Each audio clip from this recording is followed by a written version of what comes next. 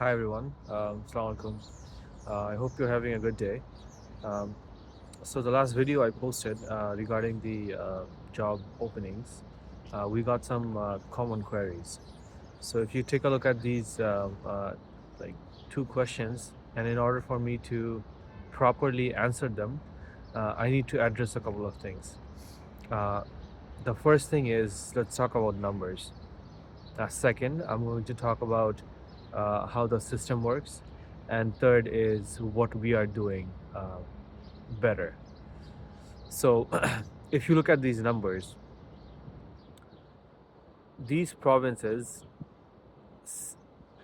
so the population density, right? Like you have to cater to a certain number of people. You can only cater to certain number of people with certain doctors. So that means like number of people being served per doctor or per primary care health workers, right? If you look at these numbers, you'll see this is the latest result that I have according to Stats Canada, and this is basically the historical data. If you compare these numbers, they're not the it, the number didn't improve even though the population increased, but the number of primary healthcare providers, it didn't increase like per population, right? Population density. So,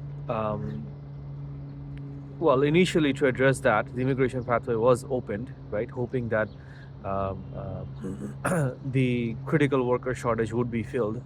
But what ended up happening was there was this mass, like, number of people who just immigrated to Canada.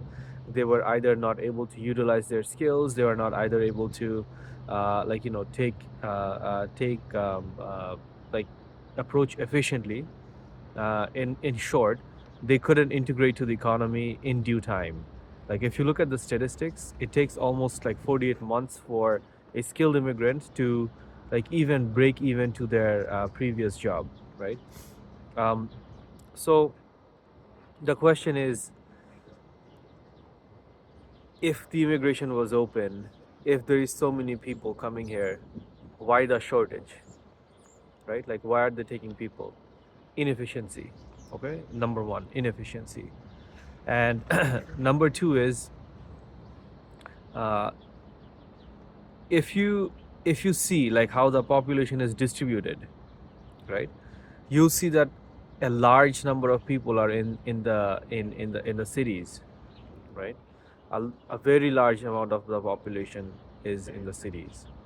So to redistribute them, right now the communities are basically incentivizing it. Okay.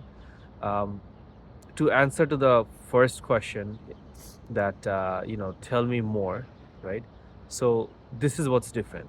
Before it was mass immigration, now it's targeted immigration.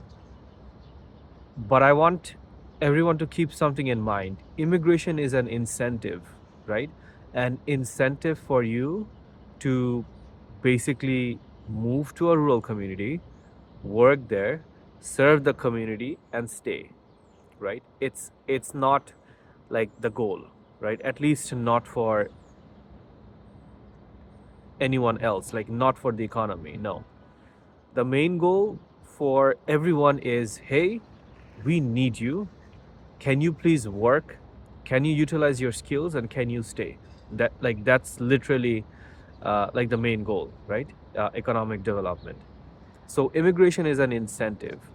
Now, if you ask me what's the best way to immigrate, I can't answer that, right? I'm not a legal immigration professional. No, that's not my job, right? My job is to fill positions that are hard to find in areas that is most suitable for a certain candidate. All right. I think another question that needs to be answered is, like, tell me more. So for a skilled immigrant, let's say foreign doctors in this case, right? For a foreign doctor to integrate into the economy, right? Integration means financial integration. You're settled down in the community. You have a proper shelter, or you have a house, something along those lines. So in order to immigrate into the economy properly, there are multiple like services or multiple bodies that needs to get involved, right? The biggest part being the immigration. Immigration has their own rules. Then we have recruitment agencies. Recruitment agencies are also regulated. Then we have settlement agencies. Settlement agencies are usually private or publicly funded. They usually take care of, like, hey, what do you need?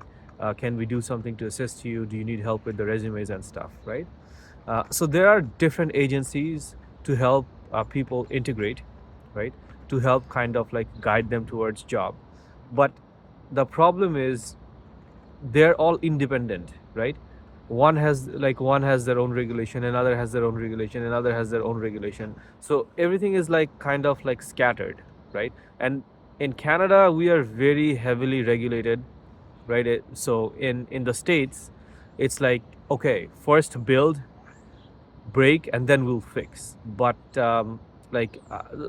correct me if I'm mistaken, but in Canada it's like, hold on, stop, let me see how is it going, let's do this, and then lift the regulation. So not to say it's not doing their job. They're doing their job to the best of their abilities, but it's not progressive. So what we do is we bring all these parties together, right? For example, right now, if you are interested in taking those positions, right? What are the challenges you're gonna face? You're gonna face challenge with the first few steps, like, okay, like how am I gonna actually get this job? How am I gonna pass this interview? Number one. Number two is, if I pass this interview, what's my next step, right? Who are the right people? Who are the right immigration partners I can work with? If I when I move there, like, what do I need to do at first, right? Do I need to have a driver's license? Do I need to, like, what do I need to do in order for me to integrate properly, right? Like, how does the tax system work? So all these things, we accumulate all the data, if I can say, like, I'm a data guy.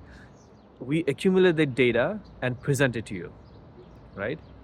Our main goal is to fill these hard to find jobs with the right people, matching them, and help you integrate to the economy faster. That's it. That's what we do, right? Yeah, I hope I was able to answer your question. So again, main goal is skill utilization. Main goal is to fill those jobs. Main goal is to retain in those communities, in those rural areas. That's the main goal. Everything else is incentivized. Financial, incentivized. Immigration, incentivized. These are incentives. Okay, please don't confuse with incentives with life goals. Okay, all right, take care. Thank you. And let me know if you have any questions, and if any of you are interested, or if you know someone who might be good for these positions. We are hiring for 20 primary care workers, or we're uh, helping fill those jobs, and I want to fill them with doctors. I'm looking at Bangladesh, but I'm open to neighboring countries as well, because I can just go travel. Okay, thank you so much. Bye bye.